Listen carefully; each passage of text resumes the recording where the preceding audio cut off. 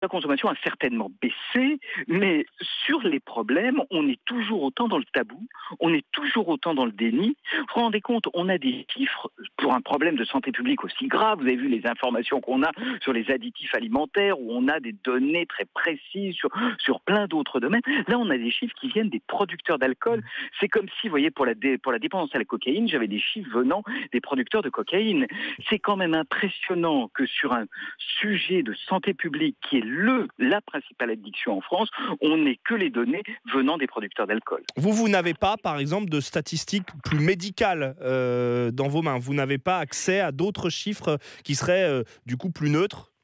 Absolument. Je n'ai pas de données plus neutres et plus pertinentes par rapport à la question majeure de la santé des populations. Je n'ai pas aujourd'hui, et les professionnels du soin le réclament, de données sur la fréquence en population générale, combien de personnes dans toute la population sont ou pas malades de l'alcool.